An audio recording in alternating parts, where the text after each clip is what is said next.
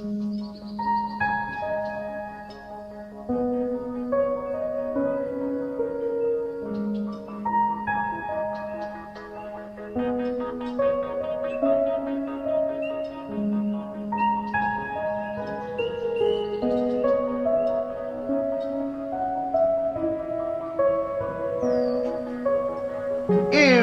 you stay and you're sinned by yourself, you'll stay sinning and you'll never improve.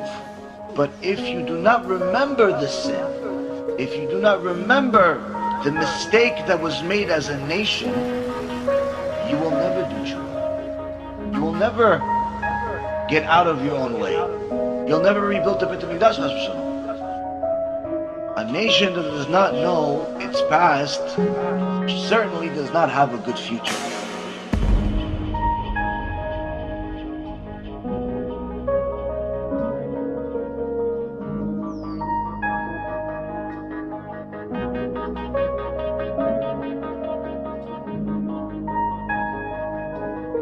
A nation that does not connect to its past certainly does not have a future. This is why, Rabotai Yekarim, it's our obligation to learn the details of our past. What happened 1950 years ago? What happened 2400 years ago? What happened 70 years ago? Because that's the only way that we're going to have an idea about who Hashem really is, and that He's not our friend, He's not a puppy, He's not a some thing that just is supposed to work for us. And this was the mistake that Adam HaRishon made. The first sin, when the serpent came and said, no, listen, Hashem doesn't want you to touch the tree. Touch it. See, I touched it. At that moment, the serpent convinced Chava that Hashem is just there to give you stuff. Why? Tree, of course. Why? He's telling you not to touch this tree? No, look, I can touch the tree. Why? It's all about touching the tree, not touching the tree. Eat the tree, don't eat the tree. It's just about that. It's not about Hashem said, therefore don't do it. Hashem said, therefore do it.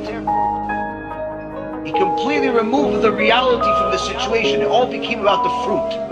It all became about getting stuff from Hashem. Unfortunately, Rabotai Yekarim, this is what's happening today. We have a generation of people that believe that the relationship that we're supposed to have with Hashem is based on stuff. Stuff we're supposed to get from Hashem. I pray, so therefore Hashem will give me stuff. I do mitzvot, so therefore Hashem will give me stuff. If He doesn't give me stuff, then why should I pray then? Why should I pray? If He's not going to give me stuff. Therefore, if your relationship with HaKadosh Baruch Hu is based on stuff, I do it, therefore He's going to give me stuff. And if He doesn't give me stuff, therefore I'm not really going to want to do it. That type of mentality will ultimately lead to complete kfirah, complete heresy, and abandonment of Torah and mitzvot, because it was never real to begin with. It says in Sefer Dvarim, Hashem tests those He loves.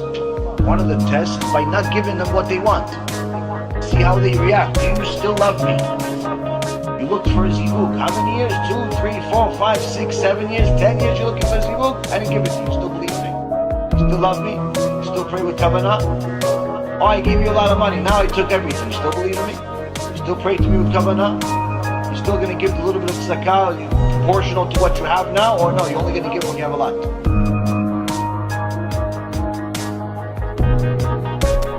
A nation that does not connect to its past certainly does not have a future. This is why Rabotai Yekarim, it's our obligation to learn the details of our past. What happened 1950 years ago? What happened 2400 years ago? What happened 70 years ago?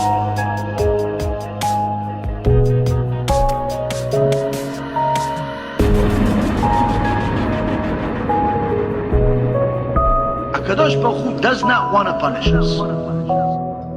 How could it be? People say, where was God during the Holocaust? What do you mean? He's the one that did it. So what do you mean? You just said God doesn't want to punish. He doesn't want to punish.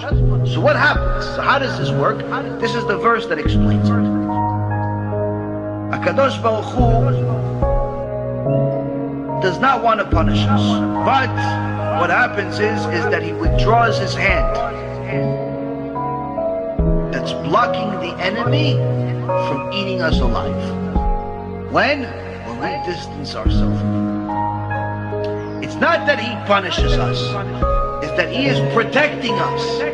When we distance ourselves from him, he simply uncovers what's being covered right now.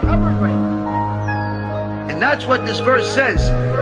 In fierce anger, all the dignity of Israel, he withdrew his right hand in the presence of the enemy. He burned through Yaakov like a flaming fire, consuming all sides. As soon as he just withdrew his hand that's covering, that's protecting us, the fire of Esav started burning Yaakov.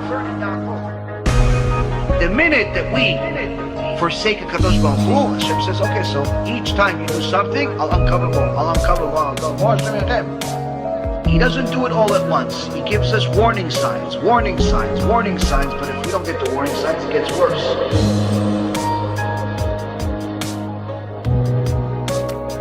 I've heard enough. New arrival screams, echoing through the hallway to know that this ain't good. Once they pass them through the infierno, they don't come back. It's enough to make you go crazy. Do not think we fear you, Spirit.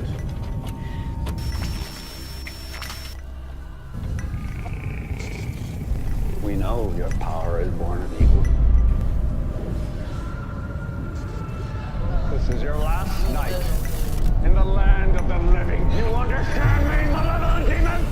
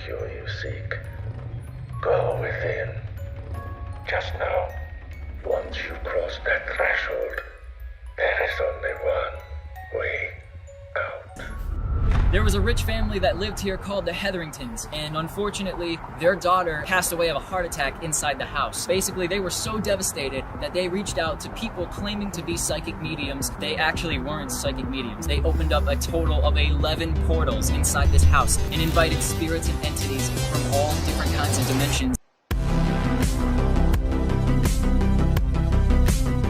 Well, I think there are certain pieces of evidence that there is an afterlife. Resurrection of the dead is affirmed pretty clearly in the Talmud and the Midrash. To be honest with you, to give this lecture is a nightmare. If it was up to me, I wouldn't. There's going to be some graphic details. This place is a maze. That person after death went to a place called Sheol. This is by far the largest near-death experience study that has ever been conducted. People go to a place and they experience weird things. And sometimes they actually will see a character of some type. Well, where did that come from?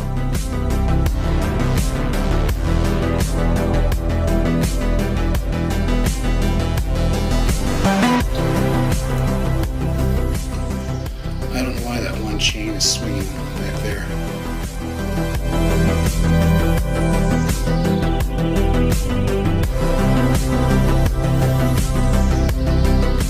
They may describe feeling profoundly peaceful, seeing a bright, warm, welcoming light. Some people describe watching doctors and nurses working on them with incredible accuracy. Next thing I knew, I was above my body watching the operation. How long did you feel like you were gone? I went to a place of timelessness. And so what that means, it could have been a second, could have been 5 minutes. I don't know.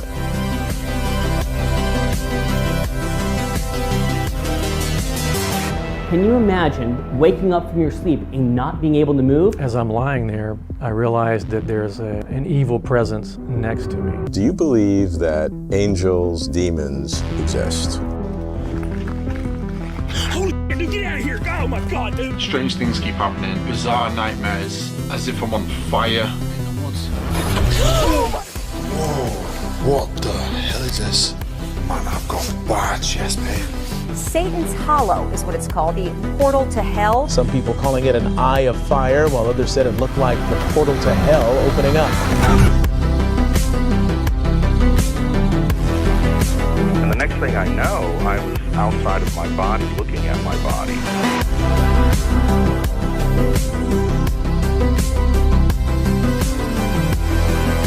What I'm going to do is called claromancy, the art of throwing lots or throwing bones. 2,000 years of experience passed down, recorded, of how demons work. God has them all on a leash, and he lets the leash go enough to let them tempt us, because that's what makes us spiritually stronger.